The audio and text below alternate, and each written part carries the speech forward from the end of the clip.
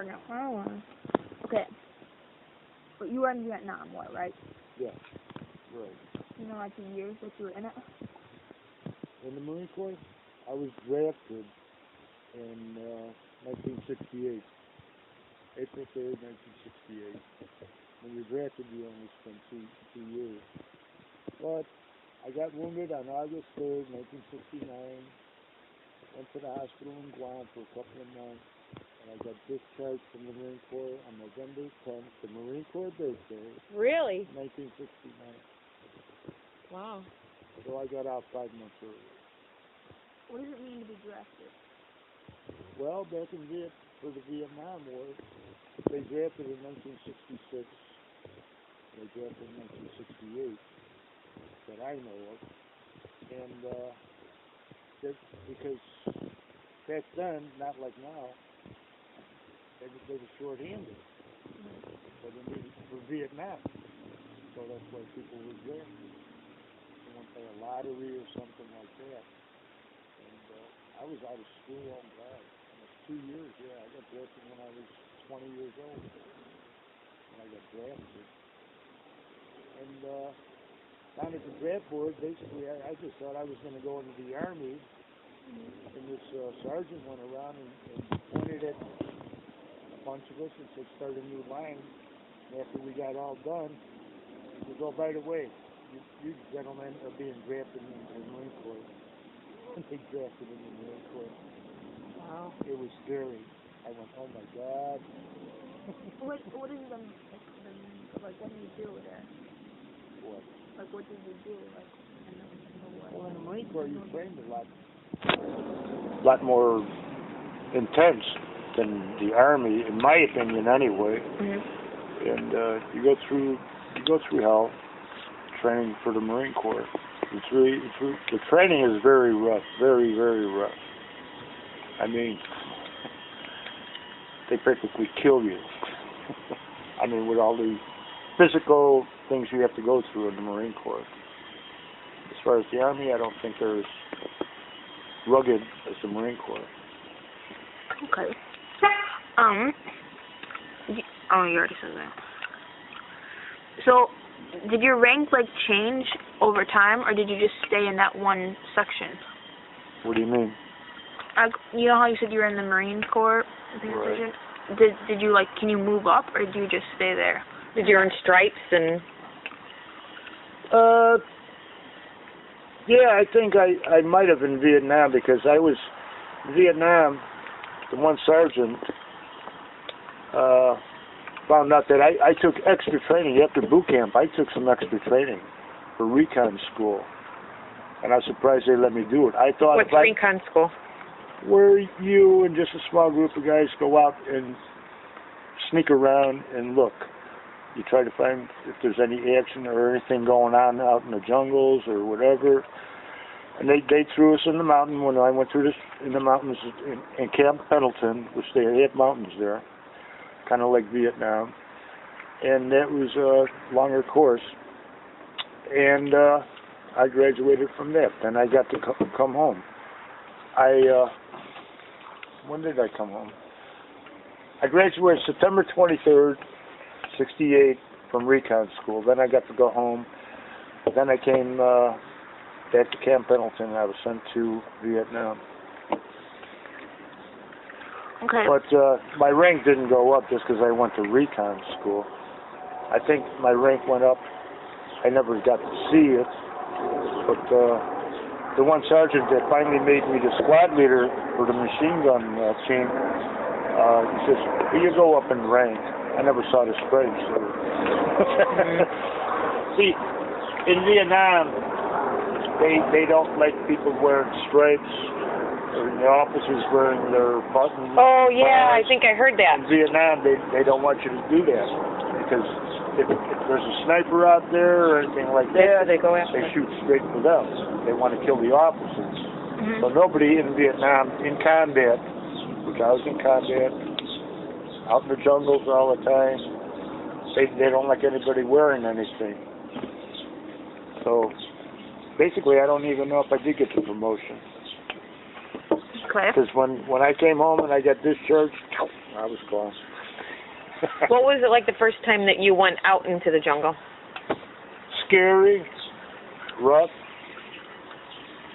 Well, the time There that you went in the jungle, was that your first time in combat, or was that Vietnam? Well, when you go to Vietnam at the beginning, they don't send you out in the jungle right off the bat. You're in the combat unit. Okay, our home base was Quang Tri. I was in the 2nd Battalion, 3rd Marine Corps Division.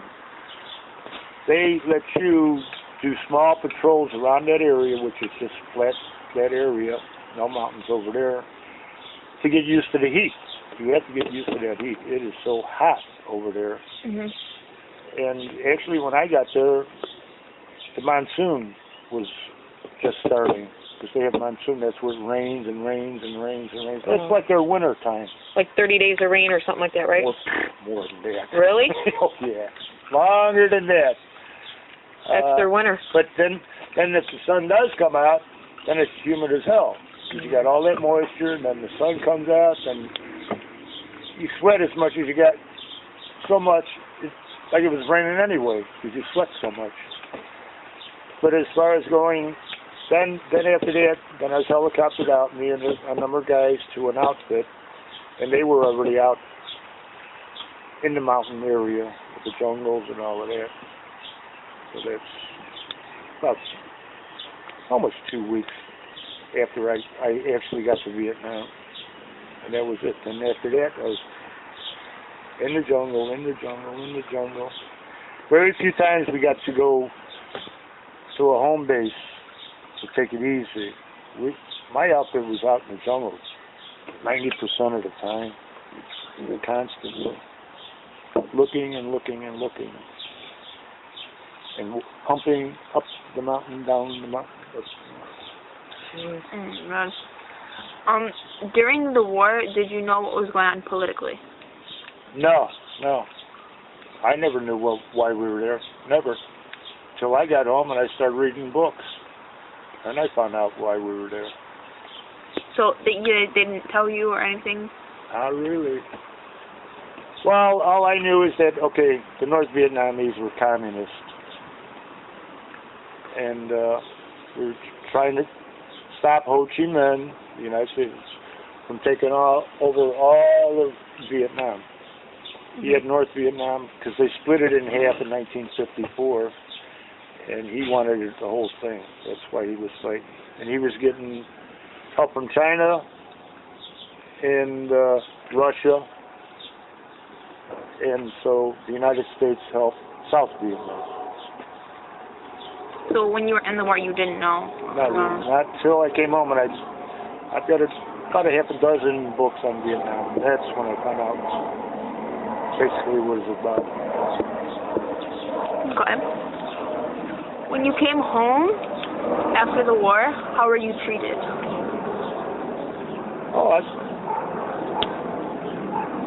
The only people that knew I was in it were all my friends from high school and in the old neighborhood. There was no animosity against me. And some of the other guys a few other guys got drafted too. Dennis Really, in fact, he was in Vietnam in the same area I was. I got to see him 2 times while I was over there, because he was based in Quang Tri. Like I said, that was my home base. One time I had a toothache. I don't know how he found out. And he went to the dentist's office and he saw me. I couldn't believe it. I said, Dennis, how did you know? He says, I keep track. I gave everybody your name, and if you ever come in, I'm supposed to tell you. He did. Aww. He did. And then when I got wounded, he tried to get hold of me, but I was already taken out by helicopter to the hospital ship. And when we bumped into each other when we were both back home, he says, you missed me by minutes. He says, they told me the helicopter just took off. How did you get wounded? They were grenades. They call them Tricoms. That's their version of grenades. Mm-hmm. And they're like it's like a stick with a grenade on it. And 1 or 2 of them were thrown at me the day we got hit. It was on the other side of the mountain. I was on this side of the mountain. And I grabbed my rifle to try to go see what was going on. And these Chi-Coms came at me, because you can tell when they're coming. They're like a, what do you call it, sparklers. Oh. They got a fuse, yeah. Yeah. So I seen them coming. I turned, hit the ground, rolled up in a ball, but I still got hit and knocked out. I don't know how long I was knocked out. Then when I woke up, I crawled back to my foxhole, and the stuff was still going on, still fighting, shooting, and all of that. Until they finally gave up, and then it was over. Of course, we did call in a gunship. The gunship's got these machine guns on it. That helped us out. And then the lieutenant also called in artillery, and that stopped them too. So that's what saved most of us. I don't know. To this day, I don't know how many guys were wounded or killed. I never got to see any of them. How'd you get back to the camp? Did you get helicoptered back to the camp, or? Oh yeah. In fact, they take the wounded out first, and then they take the dead out after that. And I went on the last helicopter that took the dead out. Because there were a whole bunch of wounded guys. And the sergeant says, well, get on that helicopter. I said, no, I'll take the last one. Well, I didn't know the last one had all the dead guys in it. That was immaterial. I was hurt, not as bad as a lot of the others. There were guys that lost hands and stuff like that. They got blown up pretty bad. Did you receive any awards? I got a Purple Heart. In fact, I got it on the hospital ship. In fact, I got a Polaroid picture of it. The general giving it to the guys, to me, and all the other guys. Then I was almost 2 years. And I got a letter from the Marine Corps that I had an award coming, another medal. So I went over here in Chicago. We got the reserve thing on Foster Avenue. And I went over there. Then he called in some of the soldiers, Marines, and he read off all this thing. And I found out later on that my lieutenant wrote me up for the medal. So Navy Commendation Medal with a V. It's almost a Bronze Star. Almost. What does that mean?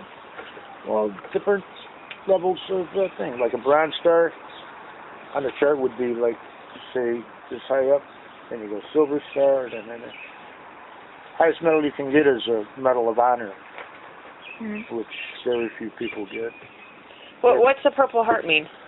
That you were wounded. That you were wounded. Yeah. Purple Hearts are for wounds. Yeah.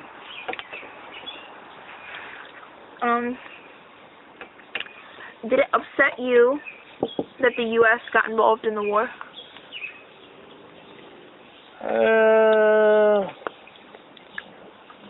Not totally upset me, no. No. I don't know. I had to take it. I mean, you can't avoid it unless you go to Canada or something. You want to do that. I had to go. And I'm not. It's not like I'm not the only one that got drafted. I mean, lots of people got drafted. So it's not like there were a few of us. There were a whole bunch that got drafted. So you got to do what you got to do. Did you say that some guy shot himself in the hand so he didn't have to go? Oh, that guy, yeah. You remember that one? Told you she's listening. Yeah, he was a brand new. They brought some new guys in, and they gave him to me for my machine gun team, which I had 3 machine guns, and so he was just an ammo carrier, and we had to walk most of that day. They came in the morning. You got to set in before nightfall anyway. And we were in the mountains, and he was hurting pretty bad. So we finally set in. We dug foxholes, and I told the guys, I said, give him the last watch. Let him go to sleep right away. Boom. Well, he gets the last watch, and all of a sudden, boom, we heard one gunshot. So I woke up I went over to see what happened. He supposedly claimed that there's somebody out there, and he shot at him, but he accidentally shot himself in the hands. We're all looking at him, and he said, "How did you shoot yourself in the hand?" He says, "Well, I'll be honest, I did fall asleep, and my hand was in front, and when I heard something, I pulled the trigger, and I shot myself in the hand." The medic didn't even believe the story. The medic, and the lieutenant, and the sergeant, they said, "No, he did it on purpose." You'd have to reach weight like that to fall asleep. Your hand way in front of the barrel, and your other hand's on the trigger. Medic says he looks like he's going to lose 4 of his fingers. Oh my God. He says all I have is left is thumb. And then the lieutenant says, "Well, I'm writing him up for not desertion. I don't know, something." Huh. He did it on purpose just to get out of Vietnam. So a lot of the people that were there didn't want to be there. No, nobody wanted it. Except maybe, I take it back, one person. One person? Yeah.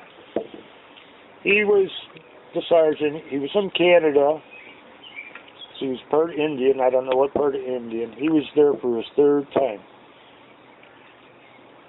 And I asked him, he's the one who made me the squad leader. I said, "What are you doing here for the 3rd time?" And he says, "Well, my wife wanted a divorce on my first time here," and he says, "I gave it to her." He says, "I've got nothing left in the United States." He says, "I might as well come to Vietnam." Oh my God.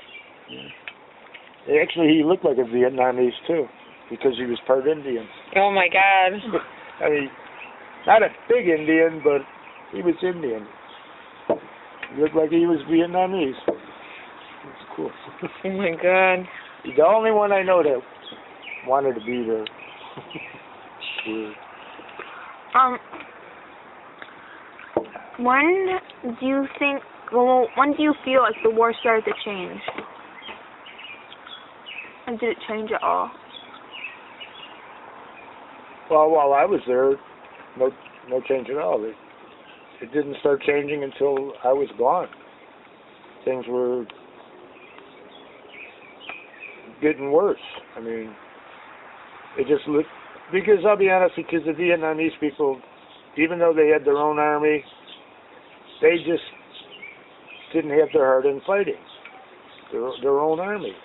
That's why, after the United States was gone, that's why we left in 73, 75, it was all over for them. They just depended on us too much. They wanted us to do all the fighting and beat Ho Chi Minh and North Vietnam. Right. Do you understand what he's saying? Mm-hmm. Right. They just depended on the United States Army, Navy, Air Force, and all of that to just kick North Vietnamese ass, and then they'd be happier and shit.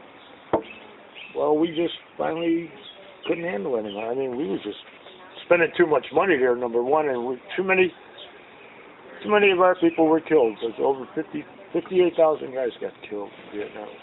That's a lot. That's the big black wall that you've heard of. Mm-hmm. Over 58,000. I think the president finally had enough. He says, "That's it.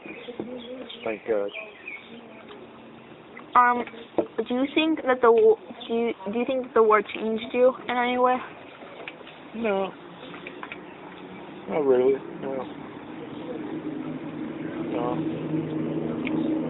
I mean, okay, what are you saying? Anything specific? No, just like how you, like, would you want anybody else to go in the war? Like what? Would you want anybody else to go in the war? No. No. Mm-hmm. She knows who I'm talking about. Mm-hmm. You know who I'm talking about too. Okay. You want me to say it?